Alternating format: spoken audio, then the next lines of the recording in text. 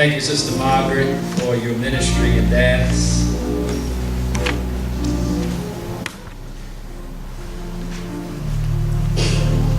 I had reflected a bit last evening on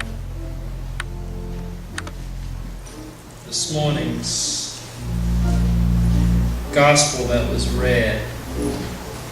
And I really tried, folks, to be in that gospel for this message.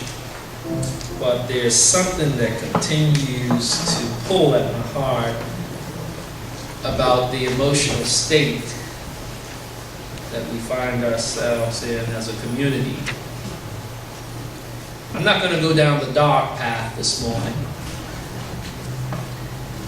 but I feel pressed to go another way. Another word for the gospel is the good news. This morning, I'm going to share some good news. I asked Dr. Walters to help me prepare by allowing me to lead just a bit into this song, Jesus, Keep Me Near the Cross.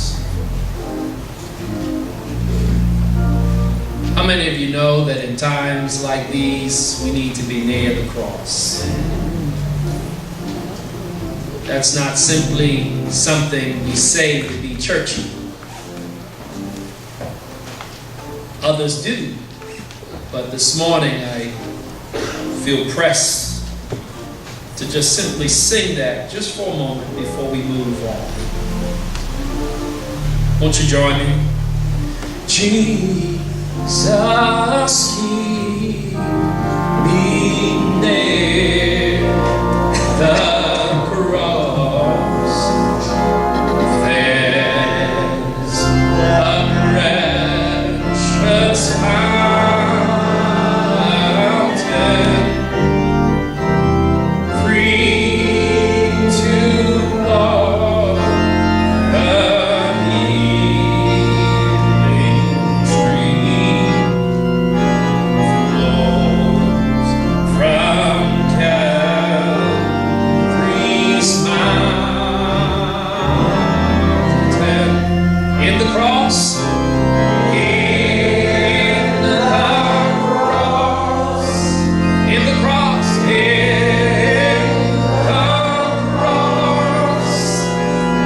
in the cross, in my glory ever,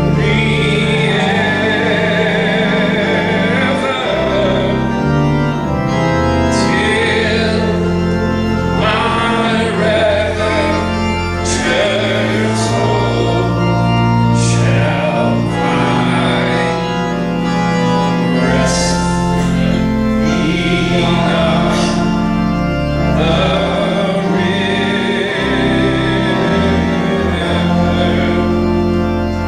Amen.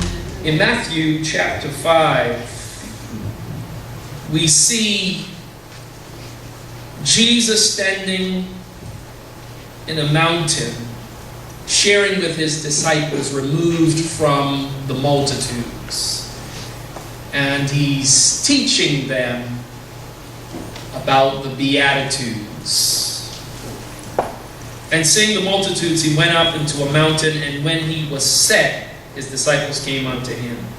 And he opened his mouth and taught them, saying, Blessed are the poor in spirit, for theirs is the kingdom of heaven.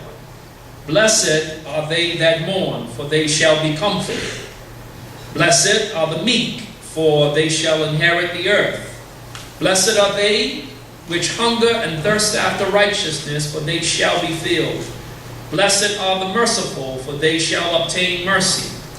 Blessed are the poor in heart, for they shall see God. Blessed are the peacemakers, for they shall be called the children of God. Blessed are they which are persecuted for righteousness' sake, for theirs is the kingdom of heaven. Blessed are ye when men shall revile you and persecute you, and shall say all manner of evil against you for my sake.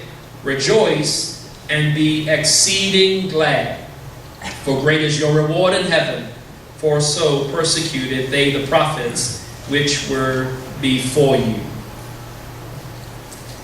I'm going to use for thought for the next few minutes, don't worry, be happy. Bobby McFerrin, I think it was what the late 80s came out with this song, Don't Worry, Be Happy.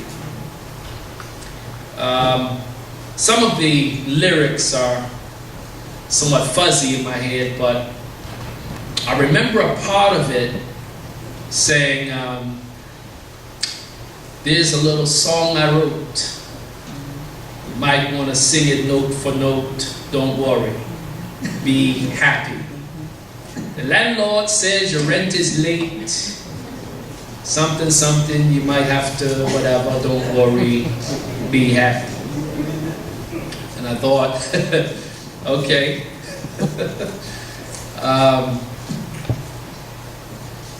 There's a lot for us to worry about. But I have to stand on the side of Bobby McFerrin this morning, because as much as we may find ourselves with cares and concerns, stop and take a look around and you will find that there's much more to be happy about than to be sad about. For example, look at the country in which we live. Relatively speaking, the quality of life in Bermuda is better than the quality of life in about 95% of the world's nations. Don't worry, be happy. Yes, we don't have all of the state-of-the-art healthcare assets, but look at you, how fine you look this morning, and how upright you stand with the necessary vaccinations, with the necessary shots that keep disease at bay. Of all the world, we can say that we are fairly healthy people because we have access, not necessarily to the greatest of healthcare, but to decent healthcare. Don't worry, be happy.